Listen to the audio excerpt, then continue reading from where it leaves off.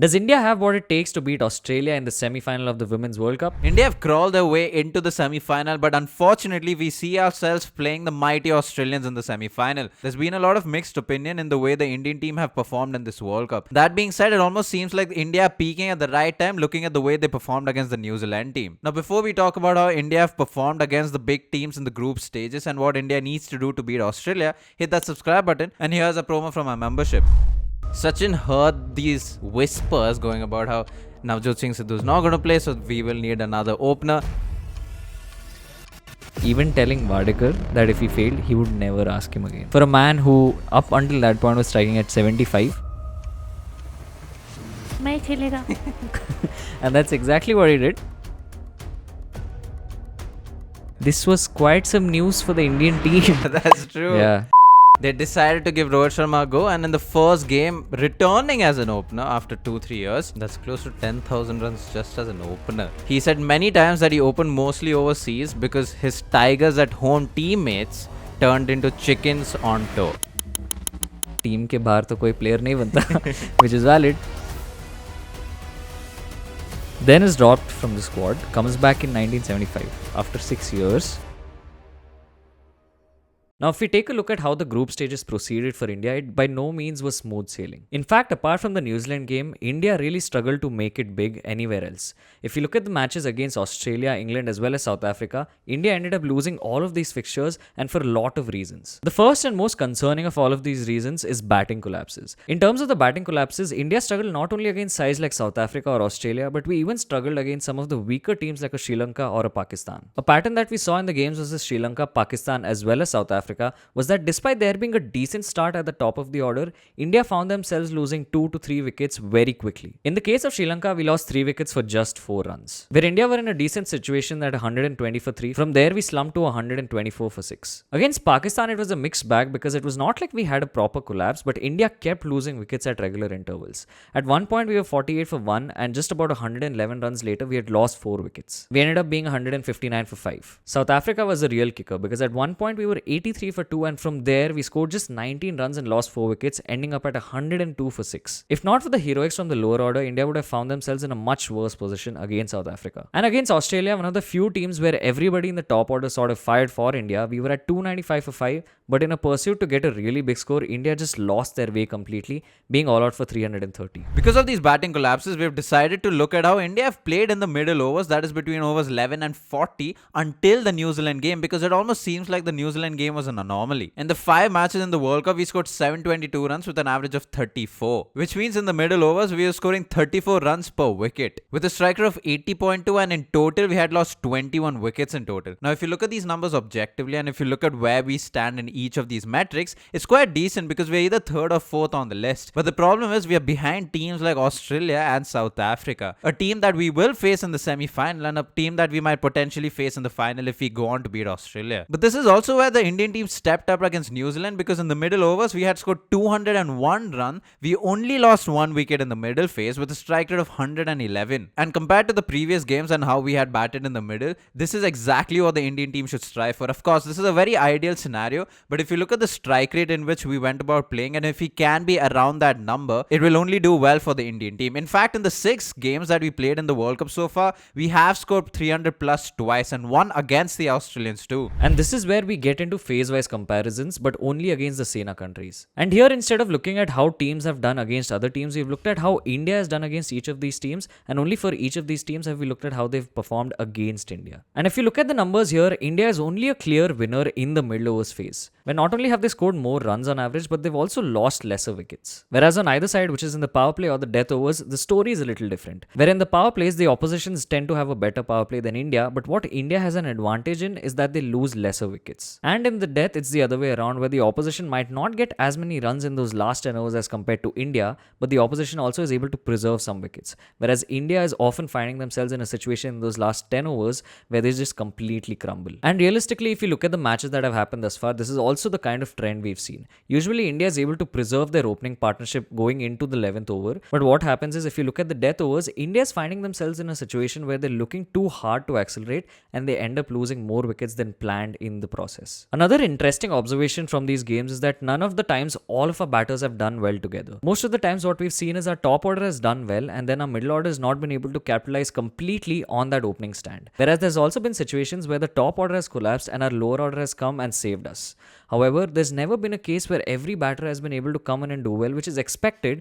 But for India to be able to beat a side like Australia, it's important that we're able to capitalize through each phase of the innings. In fact, to look at if there was any correlation between the openers doing well and how the middle order has then performed, we looked at every time that Smriti Mandhana and Pratika Rawal have been able to add at least 50 runs in the opening partnership. From here, we looked at the partnerships for the next 5 wickets to see if they had been able to capitalize on that opening stand. In each of these cases, what we've seen is that the average partnership wicket stand is just 27.4 runs. Although the batters coming in are able to accelerate, going at a strike rate of 105, the fact that we're only getting 27 runs per partnership wicket is not enough. And this is where we get into the bowling department, and one of the phases that is very, very crucial in terms of the bowling innings is the power play phase. And the Indian team has been one of the worst in the power play phase in terms of bowling. In 6 matches, we have only picked up 7 wickets, but more than anything, in terms of average strike rate and economy, we are the second worst in the World Cup. With an economy of 4.8, an average of 41, and a strike rate of 51, these aren't impressive numbers at all. And there is a reason for this. In the power play, you predominantly see the fast bowlers taking up action. And this is where things get a little more interesting, because except for the New Zealand game, which we went on to win,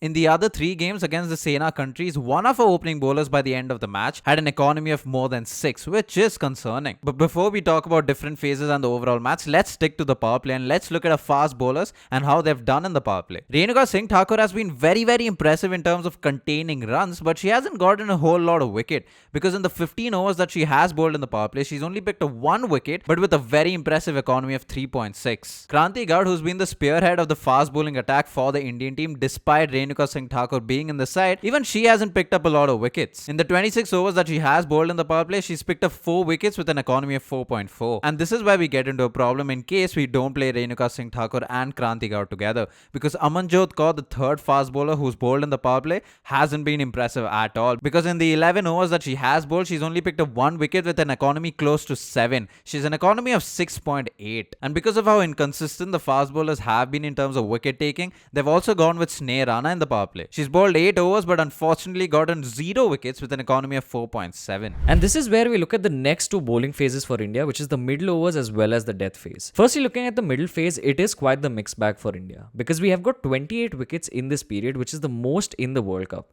But on the contrary, if you look at the economy rate, it's 5.2, which is the highest for any side during this period. It's interesting because India has bowled 545 dot balls, which is the second most in this period, yet we find ourselves being the most expensive. What that means is that Indian bowlers have, although kept it tight, they have that 1 or 2 loose balls in each over and end up giving a lot of boundaries. And in the death, it's relatively better, where in the 6 matches, we've given away 275 runs and got decent amount of wickets, having picked up 15 wickets in this period. And our economy rate of 6.7 isn't the worst when it comes to the death. And when you look at these numbers and break it down, you realize that there are a couple of reasons why this is happening.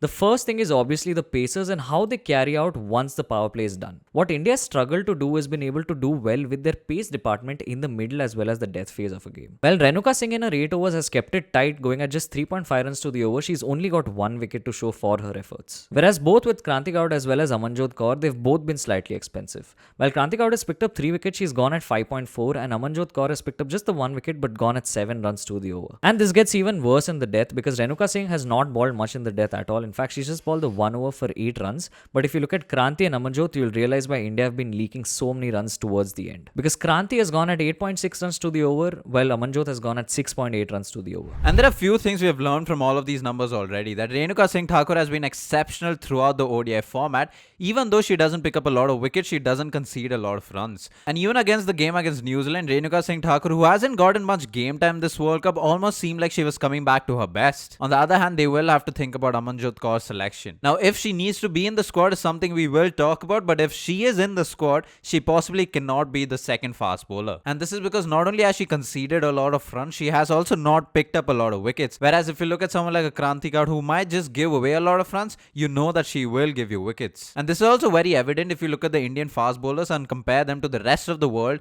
in the World Cup. Something that you have to note is that our fast bowlers haven't bowled as many overs as compared to Australia, New Zealand, or even South Africa. Even then, we had picked up 11 wickets. We have an economy rate of 4.9, which is the second best. But if you look at averages and strike rates, that's when you'll realize why we struggle picking up a lot of wickets. Because our average of 35 is the third worst in the World Cup, and our strike rate of 42 is the second worst. And then when you compare the spinners to the rest of the world, it's quite interesting because even though we picked up most wickets with spin by taking 35 wickets, we still have the worst economy rate of 5.3 and the third worst average of 27 with a strike rate of 30. Even though we picked up the most wickets with spin, this is also because we are second on the list in terms of the amount of spinners used and the amount of overs they have bowled in the World Cup. This says a couple of things, right? One, the Indian team have just struggled to pick up wickets generally, and second, we just haven't bowled as well as we should have, and even as compared to the other teams. And this is where we come back to the present day, the game against Australia that is going to be all important, and we have to win that in order to make it to a final and hopefully win the World Cup. India has to keep certain things in mind. For starters, we have to ensure that our opening partnership goes well,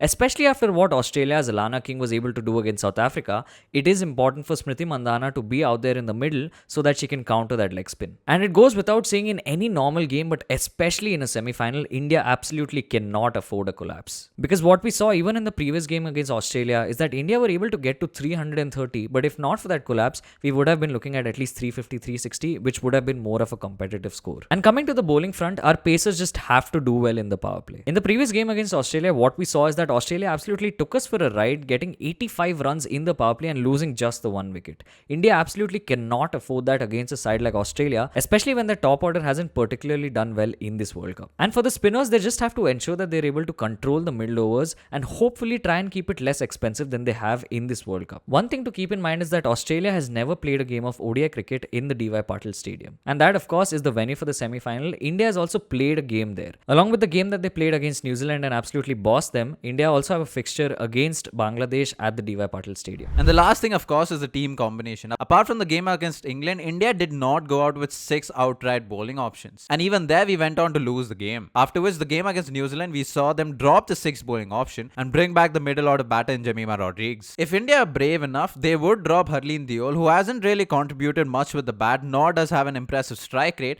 will push Jemimah Rodrigues to bat at number 3 and Amanjot Kaur at number 5. With all of this, you not only have 6 bowling options, but your top 5 have performed and have scores in this World Cup. Now, of course, this will be a very, very brave call to take in a semi-final of a World Cup against Australia, but if they don't want to do all of this, you'd rather go and playing against Australia with the same team that you had against New Zealand, which worked so successfully for you. In essence, and the most ideal world, India will need to have the perfect game. They will need to bat well, bowl well, and even with all of this, you will need to make sure the Australians don't have the best of days because of how good they really are. And this has been our video on how India has done so far against the big teams and what they need to do against Australia on Thursday. If you have enjoyed this video, like, share and subscribe, all that good stuff. All of our links are in the description below. If you haven't checked out our socials, do that too. Thank you so much for watching. Peace.